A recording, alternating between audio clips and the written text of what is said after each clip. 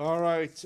Good afternoon. I'm just going to get this out of the way because everybody has been asking me. Yes, the Secretary General intends to travel to Rome to attend the funeral of Pope Francis. When we have more details, we will share them with you, but that is the crux. Today is, what day is today? International Mother Day. Mother Earth Day. Mother Earth Day. I should have known this. In his message, the Secretary General said Mother Earth is running a fever, with last year being the hottest ever on record. We know what's causing this sickness, he said, referring to the greenhouse gas emissions humanity is pumping into the atmosphere. But we also know the cure. All countries must create new climate action plans that align with limiting goal temperature rise to 1.5 degrees Celsius. It is essential to avoid the worst of climate catastrophe, he said. And as a reminder, you all know that tomorrow the Secretary General, together with President Lula da Silva of Brazil, will convene a group of heads of states and government for a virtual closed-door meeting to discuss strengthening global efforts to tackle the climate crisis and accelerate a just energy transition. The Secretary General is expected to deliver some remarks on climate to you around 10:30 at the stakeout, Security Council stakeout. After the meeting, we'll convene with more, we'll share more details as we have them. And what better way to celebrate Mother Earth Day than to have a fashion show? This afternoon, we will be unveiling our new tour guide uniform collection at 6:15 during a fashion show in the Sputnik area of the visitors' lobby. This is a collaboration between the government of Sweden, the UN Office of Partnerships, and the UN Department of Global Communications, as well as student from the Swedish School of Textiles at the University of Borås. This partnership reflects a shared commitment to sustainable lifestyle, fashion, and innovation, designed with natural fibers, renewable materials, low-impact production methods, and the uniform embodies a fusion of creativity, inclusivity, and environmental responsibility. We look forward to seeing our tour guide colleagues in their new uniforms. They have the toughest job in the building. Senior personnel appointment to share with you. The Secretary General is appointing Ian Martin of the United Kingdom as head of the strategic assessment as part of his UN 80 initiative of the UN Relief and Works Agency for Palestine, that you all know as UNRWA. The Secretary General is tasking Mr. Martin with conducting the strategic assessment in order to review UNRWA's impact, implementation of its mandate under the present political, financial, security, and other constraints, and consequences and risks for Palestine refugees. As you all know, Ian Martin has a distinguished service within the United Nations. He was involved in a number of other strategic reviews, most notably as lead of the Independent Strategic Review of the UN mission in Somalia, and then also as a member of the high-level independent panel on peace operations. We will share that announcement with you. Meanwhile, on the ground in Gaza, the situation continues to worsen. Our humanitarian colleagues report that hostilities across the Gaza Strip are continuing, with a devastating toll on civilians and critical infrastructure. Earlier today, local authorities reported attacks by Israeli forces that struck several heavy machinery vehicles across Gaza, halting solid waste and rubble removal services. Despite the ongoing hostilities and despite the fact that aid has not come in for at least more than 50 days, we and our partners are doing what we can to support people throughout the Gaza Strip. In Gaza City yesterday, the acting humanitarian coordinator for the occupied Palestinian territory, Susanna Kalak, led a mission to Al-Shifa Hospital, where she and partners viewed work underway to install a desalination plant to serve dialysis patients at the facility. Our partners also report that several people suffering from severe acute malnutrition have been admitted to hospitals for treatment this week, with cases on the rise. Despite extremely low supply, some 180 community kitchens in Gaza continue to operate every day. However, many of these kitchens are at imminent risk of closing due to the shutting down since the stocks are being depleted. Lack of cooking gas. Because of lack of cooking gas, families are resorting to burning plastic to cook their meals. OCHA warns that access to fuel is a major concern among many major concerns. There are modest quantities available in Rafah and at the north of Gaza, but they cannot be accessed due to displacement orders and locations of these fuel depots in no-go zones. Those are areas where humanitarian partners are required to coordinate their movements with Israeli authorities. And to end on a more positive note, OCHA reports that humanitarian partners have rehabilitated a temporary dumping site in Al-Bureij. This will help reduce health and risks and diseases among vulnerable population there and in the wider Deir al-Balah area. Moving back to this continent and another dire situation, that is what is going on in Haiti. Our humanitarian colleagues are informing us that a surge in armed violence have driven many people to flee their homes in parts of the country's center department, and that took place during the first half of this month. More than 51,000 human beings in the communes of Mirabale and Sodo were displaced during this period. That's what the International Organization for Migration is telling us. The vast majority, some 95% of people, remain in their department, with more than 12,500 people now sheltering in 95 newly established informal sites. Our humanitarian colleagues say that the crisis has disrupted public services and education. All schools in Mirbalais and Sodo are closed, with more than 30 schools in neighboring communes are being used as temporary shelters for displaced families. Power cuts, disruptions to communication networks, and limited access due to the presence of armed groups continue to hamper our response efforts. Despite these challenges, we and our partners are scaling up the response to support people impacted by violence in the Center Department. The Pan American Health Organization has supported 5 cholera awareness sessions and delivered 1.5 metric tons of emergency health kits. That's enough for 50 surgeries and more than 1,000 consultations. Our friends across the street at UNICEF have also dispatched medical and hygiene supplies, and government partners are providing water trucking to displacement sites in Ash, which is the capital of the Center Department. Meanwhile, our humanitarian colleagues say that protection needs are surging. Women, children, and people with disabilities require urgent support, and signs of post-traumatic stress have been reported, particularly in the area of Boucan-Carré. This week, OCHA is leading a humanitarian mission to Ash and Boucan-Carré to enhance the coordination among partners and inform priorities for response efforts in the Center Department. And this morning, the Secretary General's Special Representative for Colombia, Carlos Ruiz Massieu, briefed Security Council members. He told them that despite the many challenges still present, Colombia is a changed country today compared to years preceding the signing of the peace agreement.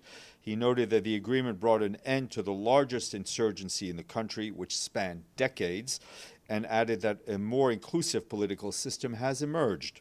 However, Mr. Ruiz Massieu also warned that violence, insecurity, and poverty continue to persist in places like Catatumbo, Cauca, and Choco, and added that this underscores the importance of advancing the implementation of the peace agreement.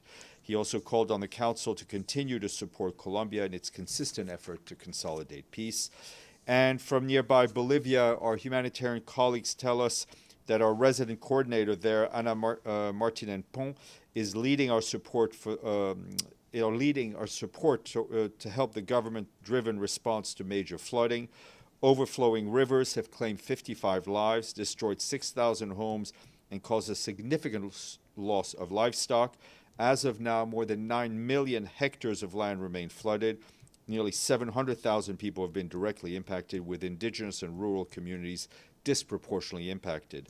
We and our partners have provided food, health protection, water, and sanitation assistance to more than 50,000 people in 44 municipalities. 103 million United States dollars is required to effectively respond to the scale and severity of the crisis. Our emergency relief coordinator, Tom Fletcher, has sent out $1 million from the Central Emergency Response Fund to kickstart to help provide life-saving assistance to more than 15,000 people and to scale up the response. Turning to Ukraine, our humanitarian colleagues on the ground tell us that civilians in Ukraine continue to suffer the impact of hostilities over the Easter period. Ukrainian authorities reported nearly 190 civilian casualties between April 18th and today. The most severe attack occurred in Kharkiv on Good Friday, injuring several people and damaging schools and homes. That was reported to us by the authorities.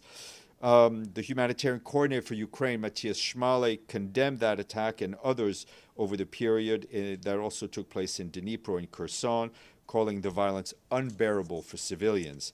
Our humanitarian colleagues note that despite a ceasefire declared by the Russian Federation and agreed to by Ukraine from the 19th through the 20th of April, both sides continued to fight. In Ukraine, frontline areas in Kherson, Donetsk continue to be hit, causing dozens of casualties and damage to homes and infrastructure, according to local authorities. This included a drone attack in the Donetsk region on Sunday when a clearly marked aid vehicle returning from an evacuation mission was damaged, injuring one civilian.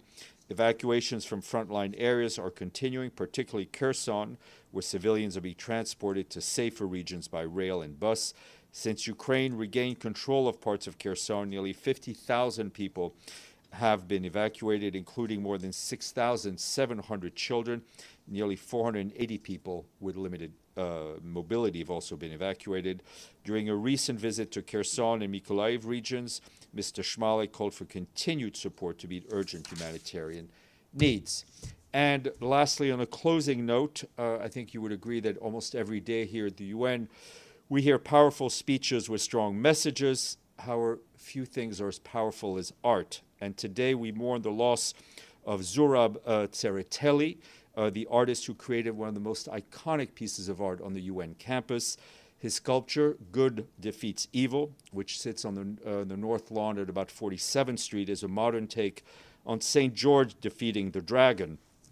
The dragon in this case is a nuclear missile being slain by St. George on horseback. The sculpture commemorates the 1987 signing by the United States and the Soviet Union of the Treaty on the Elimination of Intermediate Range and Short Range Nuclear Missiles. The sculpture was given to us by the Soviet Union in 1990. The message of the sculpture against nuclear weapons sadly remains as valid today as it was in 1990. We send our condolences to the friends and families of Mr. Tsereteli. Edie Lederer. Thank you, Steph. Qatar and Egypt, the mediators in the Gaza conflict, have proposed a new formula to end the war. According to reports, does the Secretary General have any comment? Our comment is that we hope this war ends and ends soon. Every day, I think we read out more and more depressing updates on the situation in Gaza for the Palestinians. The fact that no food, no medicine, no fuel, no supplies have come in for now more than 50 days. The remaining hostages remain hostages in the hands of Hamas. We need the parties to agree to end this conflict for the benefit of Palestinians and the benefit of Israelis.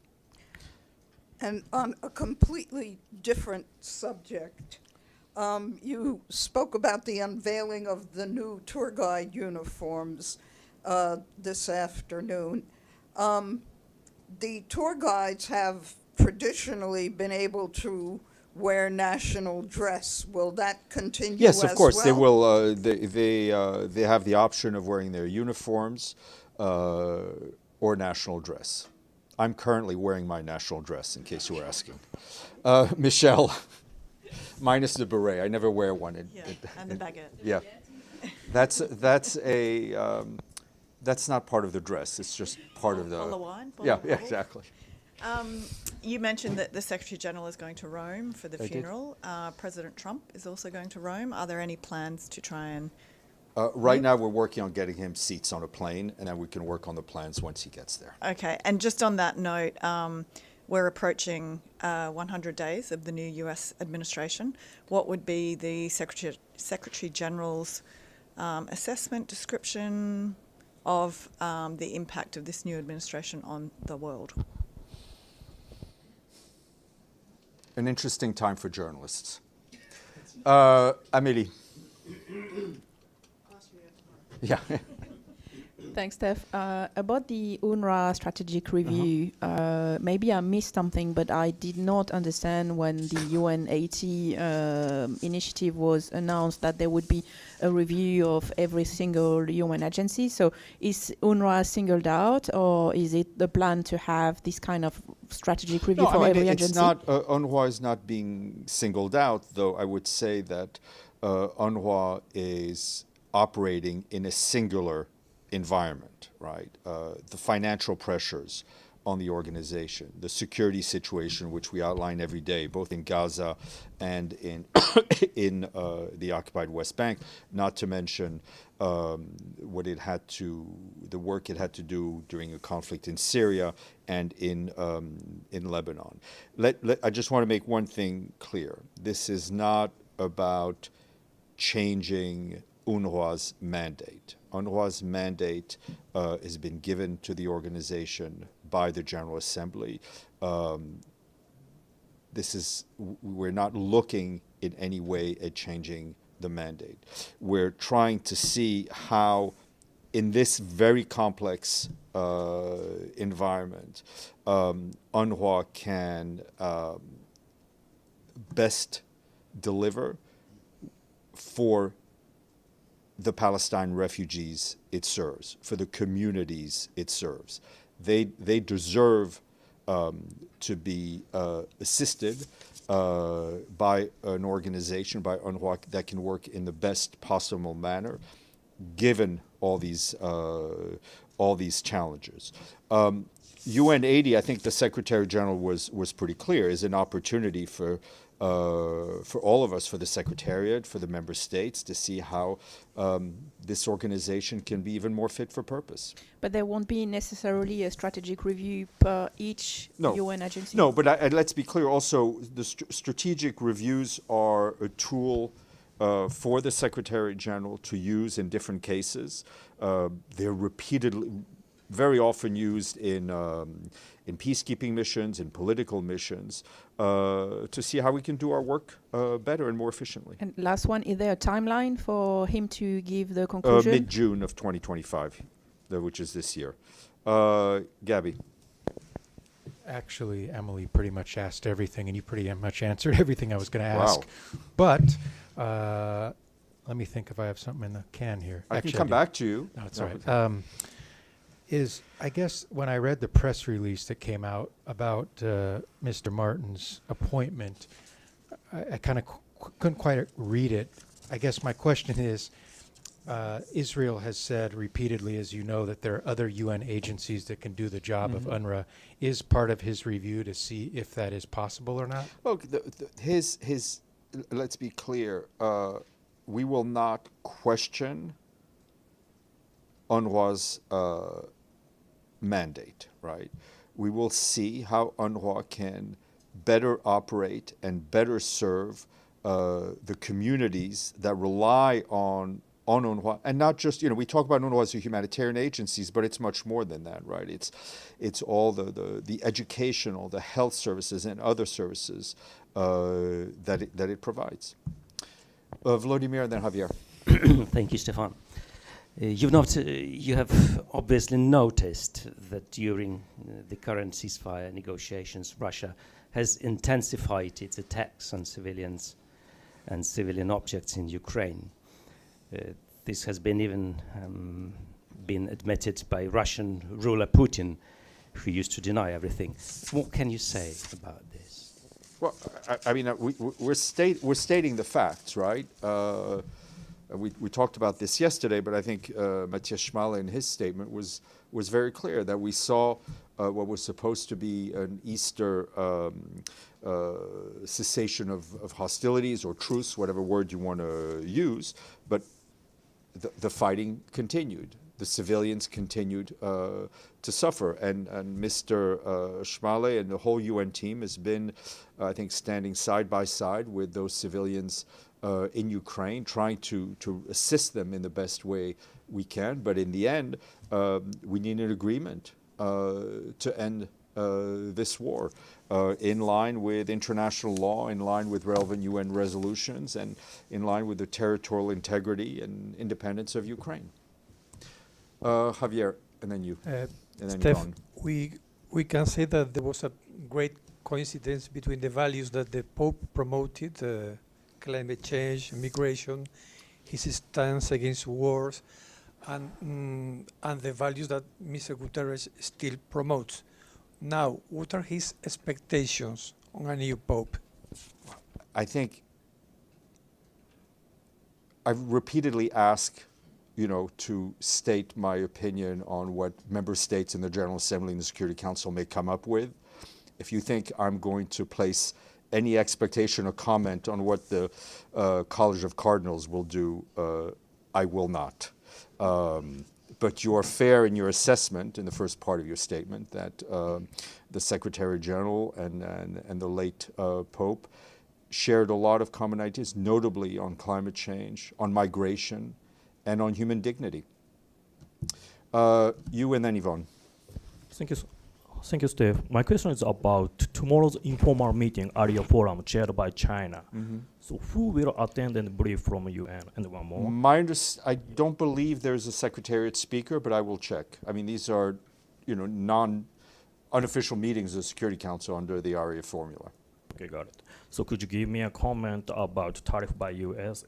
About what? About well, tariff. I think Secretary General has said it much more clearly or eloquently than I could say, that in a trade war, nobody wins. And the people who lose are the poorest and the most vulnerable. Yvonne Murray, Hello. RTE. Thank you very much. What does the Secretary General hope that the next Pope will do to address the systematic clerical abuse that popes throughout the ages have presided over and not fully addressed? Any abuse of vulnerable people, any abuse of children, of minors, needs to be dealt in a very clear and transparent way, and in a way where there's also clear accountability. Okay, but will he be bringing that message to Rome this weekend? I think what he will be bringing to Rome this weekend is to pay his respect to the Pope that was just deceased and attend his funeral. I don't expect him to have any other meetings. Sorry, he's not going to raise that at any point. He's been Because invited obviously to attend a funeral. Thousands of victims of clerical abuse. And I think I've answered that clearly. Whether it's,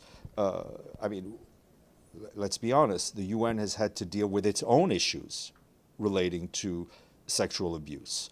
And I think we've come a long way. We've provided a victim-centric approach. We've been much more transparent. We've been much more vocal in pushing for accountability from member states for those soldiers and civilians that abuse the population that they were sent to care. We hope that every organization that faces these things have efforts in that way. All right, any questions online? Excellent. You shall be released, and you are released.